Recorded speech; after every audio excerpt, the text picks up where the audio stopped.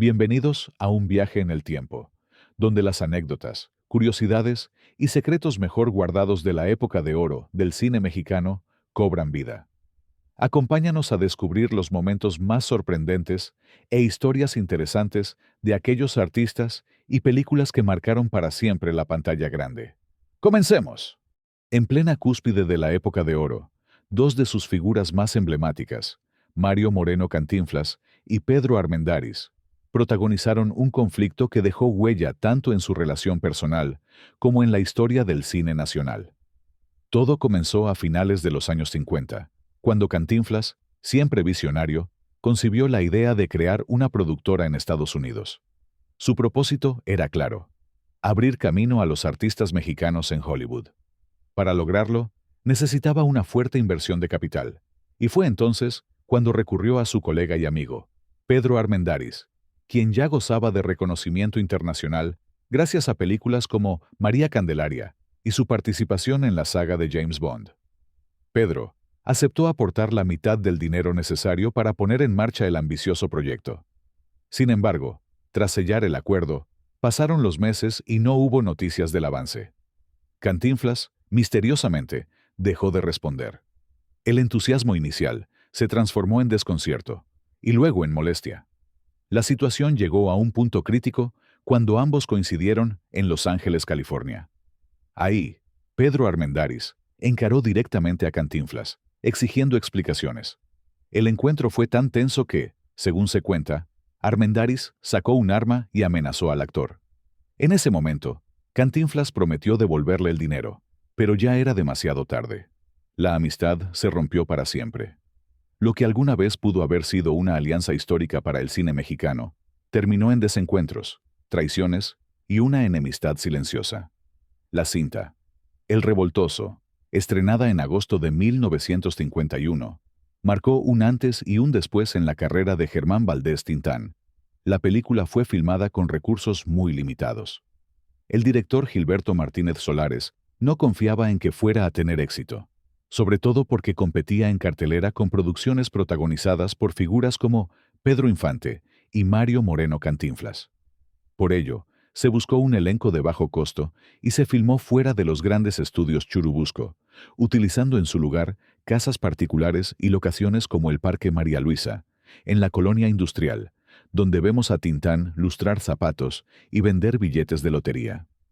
Rebeca Iturbide fue una de las actrices elegidas por su gran presencia y elegancia, y se sabe que el entrañable actor, Tuntún, no estaba contemplado inicialmente en el reparto, pero Germán, convencido de su talento, decidió pagarle con su propio dinero para que participara. El guión fue escrito por Juan García El Peralillo, quien logró plasmar una historia fresca, urbana y muy distinta a lo que se venía haciendo hasta entonces. No obstante, la película enfrentó también la censura. Una escena que mostraba a una persona fallecida tras un accidente fue eliminada tras presiones de la llamada Liga de la Moral, que la consideraba contraria a las buenas costumbres. En contraste, una escena de golpes entre Tintán, Marcelo y otro personaje dentro de una cárcel estuvo a punto de correr la misma suerte, pero el director se mantuvo firme y logró evitar que fuera removida, incluso amenazando con acudir a instancias superiores. Mientras tanto, Cantinflas había invertido cerca de 2 millones de pesos en su película, El Siete Machos, esperando recuperarlos con facilidad. Sin embargo, la recaudación fue baja, y aunado a demandas, la situación se volvió tensa. La rivalidad entre ambos cómicos se intensificó al grado de que, según se dice, Cantinflas se vengó de Tintán tomándole una foto comprometedora a Rosalía, su pareja, mientras dormía en un avión. Este gesto provocó la ira del Pachuco de Oro. En definitiva, El Revoltoso no solo fue un éxito rotundo de taquilla y creatividad, sino también una declaración de que Germán Valdés no necesitaba grandes presupuestos ni el respaldo de poderosas productoras para brillar. Su talento bastaba para robarse el corazón del público y molestar a más de un rival en el camino. Una de las personalidades más explosivas en la historia del cine de oro fue la de Luis Armando Soto Lamarina, mejor conocido como El Chicote, un actor con una personalidad que desbordaba intensidad, capaz de robarse la atención aún entre las estrellas más grandes. En 1936 grabó su primer cortometraje, Los apuros de Chicote, pero sería junto a Jorge Negrete, donde alcanzaría su consolidación como actor de reparto. A partir de entonces, trabajó con gigantes del cine, participando en más de 130 películas. Sin embargo, afición a la bebida, su fuerte carácter y una reputación de conflictivo lo persiguieron toda su vida. Se dice que incluso retó con pistola en mano a Jorge Negrete, y en otra ocasión, durante el rodaje de Calibre 44, se enfrascó en una discusión con Pedro Armendáriz y Piporro, quienes lo habían recomendado. Cuando el director Julián Soler dudó en contratarlo por sus antecedentes, ambos actores se comprometieron a responder por él. Aún así, el Chicote no tardó en descontrolarse. Se ausentó 3 días mientras bebía en una cantina de Cuautla y, furioso porque no sonaban canciones de Jorge Negrete, destruyó la radiola. Pedro y Eulalio fueron a confrontarlo, pero no respondió muy bien. Durante la grabación de la inolvidable comedia, El Rey del Barrio, en 1950, dirigida por Gilberto Martínez Solares y protagonizada por Germán Valdés Tintán. Durante el rodaje de una escena en la que el personaje debía escapar corriendo de la policía por calles reales de la Ciudad de México, la producción cerró una calle para filmar. Pero algo inesperado ocurrió. Transeúntes que no sabían que se trataba de una filmación, creyeron que todo era una broma improvisada, y comenzaron a seguir a Tintán, a reír y aplaudir, e incluso a participar espontáneamente en la escena. Lo que comenzó como un caos improvisado, terminó convirtiéndose en una joya fílmica gracias a la decisión del director de dejar que la cámara siguiera rodando. En otro momento memorable de la cinta, Tintán y su fiel amigo Marcelo rompen la cuarta pared y le hablan directamente al público, algo sumamente inusual en el cine de esa época. La escena, completamente improvisada, se convirtió en una de las más icónicas del humor mexicano. Desde muy joven, Antonio Espino Mora, mejor conocido como Clavillazo, mostró una habilidad natural para mover las manos, aunque en sus primeros años, esa destreza no tenía fines artísticos. En su natal Ciutlán, Puebla, trabajaba con su padre en una carnicería donde usaba sus manos para aplanar bisteces. Sin embargo, su corazón apuntaba hacia otro rumbo, el mundo del espectáculo. Comenzó como actor ocasional en un teatro local, y más tarde, decidido a perseguir su sueño, se trasladó a la Ciudad de México. Allí sobrevivía vendiendo perfumes en las calles y en las carpas, donde conoció a figuras del medio. Uno de sus clientes fue nada menos que Fernando Soler, quien, impresionado por su carisma, le dio su primera gran oportunidad y lo orientó en los secretos del oficio. Años más tarde, Clavillazo reconocería que le debía gran parte de su carrera a don Fernando. En sus inicios artísticos, se presentó bajo los apodos de Chumiate o Polidor, y solía pintarse clavos en los ojos como parte de su caracterización. Fue entonces cuando su compañero, Resortes, comenzó a llamarlo Clavitos, apodo que pronto evolucionó en el famoso nombre de Clavillazo. Con él, creó un personaje estrafalario y entrañable. Vestía pantalón bombacho, saco gigante, corbata torcida y un peculiar sombrero de 3 picos. A esto le sumó frases icónicas como «Nunca me hagan eso», «La cosa es calmada», «A mendigos no más» y «Pura vida», todas acompañadas de un expresivo lenguaje de manos. Lo que pocos sabían es que esta habilidad con las manos nació de una razón muy personal. Su hermano menor era sordo, y desde pequeño, Antonio tuvo que aprender a comunicarse por señas. Esta experiencia forjó su dominio del lenguaje corporal, que más tarde se convertiría en una de sus principales herramientas escénicas. Por eso, el público lo bautizó como el cómico de las manos parlantes. Gracias a su creciente fama, los hermanos Soler lo recomendaron a un productor cinematográfico, y su talento fue respaldado también por el reconocido actor Carlos López Moctezuma. Así debutó en el cine en la película Monte de Piedad, compartiendo créditos con grandes figuras. A lo largo del tiempo, Clavillazo no solo fue recordado por su estilo único y su talento humorístico, sino también por su humildad, generosidad y profundo respeto hacia los demás. Su legado permanece intacto como una de las figuras más queridas y singulares del cine mexicano de oro. Pedro Infante y Germán Valdés Tintán los actores más taquilleros de su tiempo, solo estuvieron juntos en una única ocasión, y ocurrió en la película, También de dolor se canta, de 1950. En aquel entonces, German trabajaba con la productora Mier y Brooks, mientras que Pedro Infante tenía un contrato exclusivo con Producciones Rodríguez Hermanos. No obstante, gracias a la cercanía del director René Cardona, gran amigo y padrino cinematográfico de Pedro, se logró el acuerdo entre ambas casas productoras para que ambos actores compartieran escena. La cinta narra la historia de un maestro de provincia que viaja con su hermana a la Ciudad de México con la esperanza de triunfar en el mundo del espectáculo. Durante su travesía por los estudios cinematográficos, el personaje se topa con varias estrellas de la época, entre ellas Germán Valdés. Es precisamente en una de esas escenas donde Tintán lanza un divertido trabalenguas, aparentemente dirigiéndose con burla al personaje de Pedro Infante. Aunque el momento parece una broma entre personajes, el humor y ritmo del trabalenguas fueron una forma sutil de realzar la espontaneidad que caracterizaba a Germán.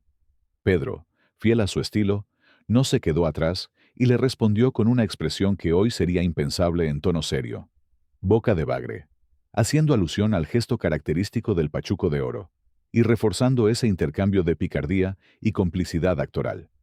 A pesar de estos juegos en pantalla, ambos se profesaban una mutua admiración. Germán solía mencionar a Pedro Infante con respeto en entrevistas y hasta en algunas de sus películas, mientras que la propia Lupita Torrentera reveló que al ídolo le encantaba ver las películas del actor del Rey del Barrio. El Padrecito, una de las películas más queridas y emblemáticas de Mario Moreno, Cantinflas, no estuvo exenta de polémica. Estrenada en 1964, la cinta generó gran controversia, al tocar un tema delicado: la vida de un sacerdote que, con un estilo poco convencional, se enfrenta a los retos y conflictos de su comunidad. Aunque la intención era usar el humor para mostrar empatía y valores como la solidaridad, algunos sectores de la Iglesia Católica lo interpretaron como una posible crítica institucional, lo que provocó tensiones incluso antes de su estreno. Cantinflas, perfeccionista como pocos, se preocupó por cada detalle, desde el guión hasta la dirección. El debate alcanzó tales niveles que incluso el Vaticano solicitó ver la película. El propio Papa Pablo VI pidió una copia para ser archivada y revisada dentro de los registros culturales de la Santa Sede. Aunque al principio existía cierta desconfianza, la cinta resultó ser un éxito ante los ojos del Vaticano. Gracias al enfoque respetuoso y al humor característico de Cantinflas, la Iglesia dio su visto bueno, considerando que la película no atacaba sus principios, sino que los acercaba al pueblo de forma amena y sincera. Fue el mismo Cantinflas quien envió personalmente la copia original al Papa, gesto que terminó por fortalecer el aprecio del Vaticano hacia su trabajo. A partir de entonces, se le reconoció no solo como un comediante popular, sino como un artista capaz de tratar con sensibilidad y humanidad temas profundos, sin perder el encanto y el humor que lo distinguieron. Durante el rodaje de Maclovia, dirigida por Emilio Fernández y protagonizada por María Félix y Pedro Armendáriz, la producción se realizó en el majestuoso lago de Pátzcuaro, en Michoacán, donde se requería la participación de pescadores purépechas, utilizando sus tradicionales redes en forma de mariposa. Sin embargo, los pescadores locales se negaban a colaborar, temiendo que las cámaras capturaran el alma del lago y de su gente. Ante esta situación, María Félix, con su carácter imponente y su carisma inigualable, se subió a una canoa, navegó entre ellos y, cantando, logró ganarse su confianza. Tan encantados quedaron que accedieron a participar sin exigir ningún pago extra, algo muy poco común en las producciones de aquella época. Esta historia, pese a su fuerza simbólica, rara vez aparece en los registros oficiales del cine nacional. Alejandro Changuerotti, nacido en Buenos Aires, Argentina, fue una figura versátil y constante en la historia del cine mexicano. Aunque no alcanzó el estatus de estrella principal, dejó una huella importante como actor de reparto y como una de las voces más reconocidas del doblaje en televisión. Alejandro se casó en 1937 con Mercedes Díaz Pavía, mejor conocida como Mercedes Soler, miembro de la legendaria dinastía Soler. De esta unión nacieron 3 hijos: Alejandro, Fernando y Mercedes Changuerotti. El matrimonio duró 34 años hasta el fallecimiento de Mercedes en 1971. En 1973, a los 61 años, contrajo segundas nupcias con Margarita Díaz Mora, de solo 23 años, hija de la actriz Margarita Mora y del director de la revista Cine Mundial, Isaac Díaz. Las invitaciones a su boda causaron revuelo, ya que fueron diseñadas como si se tratara del programa de una obra de teatro titulada El amor no tiene edad, haciendo alusión a los 38 años de diferencia entre ambos. Mario Moreno, Cantinflas, padrino de bautizo de Margarita, expresó abiertamente su desacuerdo con la relación, preocupado por la brecha generacional y el bienestar de su ahijada. A pesar de las críticas, la boda se celebró. Una anécdota peculiar ocurrió mientras filmaban la película La Perla en 1947, una obra maestra dirigida por Emilio Fernández, con fotografía de Gabriel Figueroa y actuaciones de Pedro Armendáriz y María Elena Márquez. En una de las escenas clave, Pedro Armendáriz debía sumergirse para encontrar la perla bajo el agua, en las costas de Acapulco. Pero la modernísima cámara submarina utilizada para la escena atraía a decenas de peces locales que nadaban alrededor del actor y arruinaban el dramatismo que Fernández deseaba capturar. Desesperado, el director exclamó: «Estos peces no entienden el arte». La solución llegó gracias al ingenio del equipo técnico. Alguien sugirió lanzar pedazos de tortilla en un punto alejado para distraer a los peces. El truco funcionó y permitió rodar la escena con éxito. La anécdota se convirtió en una favorita de Gabriel Figueroa, quien solía contarla como ejemplo del ingenio mexicano aplicado al cine. Durante los años dorados del cine mexicano, surgieron 2 grandes figuras que marcaron época con su carisma y talento: Eulalio González, conocido como Piporro, y Antonio Aguilar. Lo que muchos no sabían es que entre ambos existió una rivalidad intensa, como lo reveló el propio Piporro en una de las últimas entrevistas que ofreció antes de su fallecimiento. En una charla para el programa Estación Alameda, transmitido por la televisión local de Monterrey en 2001, Piporro confesó abiertamente que en sus primeros años no podía ni ver en pintura a Antonio Aguilar, y que éste incluso lo evitaba deliberadamente. Ambos eran íconos en su estilo: Piporro con su singular humor norteño, su picardía y su voz inconfundible, y Antonio Aguilar con su seriedad, temple y su entrega absoluta al folclore mexicano. La tensión entre ellos era tal que por años no cruzaron palabra. Piporro nunca reveló públicamente el origen exacto de la animadversión, pero sí recordó que, durante un largo tiempo, Antonio Aguilar se negaba incluso a saludarlo. Años después de esa fría relación, Antonio Aguilar invitó personalmente a Eulalio González a una gira por Estados Unidos. Piporro lo tomó con agrado, al punto de no discutir siquiera el pago por su participación. Afirmó que aceptó simplemente por gusto, y que durante esa gira fue tratado con respeto y cordialidad. Fue ahí donde ambos comenzaron a limar asperezas y a forjar una nueva etapa en su trato. Siempre bromista, Piporro quiso poner a prueba a Aguilar con una de sus clásicas ocurrencias. Durante un espectáculo en el que Antonio montaba un caballo de lujo, González bromeó diciendo que el animal tenía imán, porque te montas y no te tumba jamás. Y no solo eso, bromeó también diciendo que el caballo era tan especial que parecía cantar por él, como si fuera un ventrílocuo. Lejos de molestarse, Aguilar se rió sinceramente de la ocurrencia, demostrando que ya podía tomar las cosas con humor. Aquel momento marcó el inicio de una amistad genuina. Ambos artistas siguieron caminos paralelos, pero exitosos. Años después, cuando ambos ya eran considerados leyendas vivientes, compartieron escenario e interpretaron juntos El Chubasco, un tema que fue muy celebrado por el público y que confirmó la reconciliación entre 2 gigantes que, pese a sus diferencias, supieron reencontrarse desde el respeto y la admiración mutua. A finales de los años 50, el mundo del espectáculo fue testigo de un curioso cruce de destinos.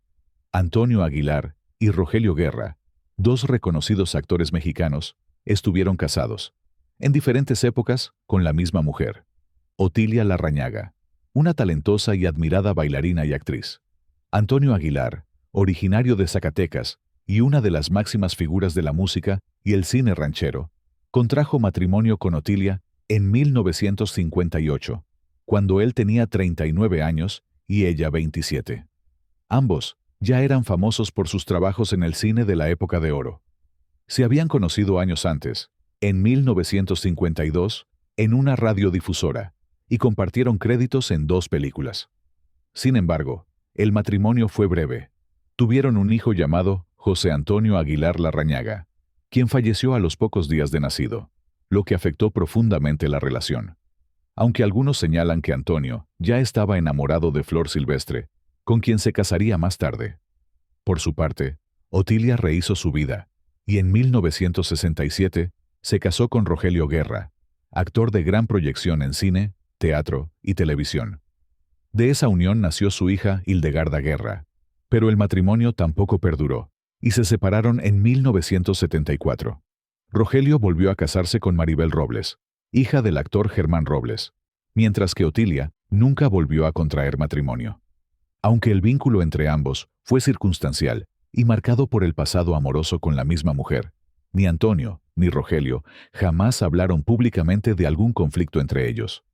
Lo que sí quedó claro es que sus caminos profesionales y personales nunca se cruzaron más allá de ese punto en común. Gracias por acompañarnos en este recorrido por las historias y curiosidades de la época de oro del cine mexicano. Si te gustó el video, no olvides dejar tu like, suscribirte y compartirlo con quienes también aman recordar lo mejor del México de ayer. Hasta la próxima, y que viva el cine eterno.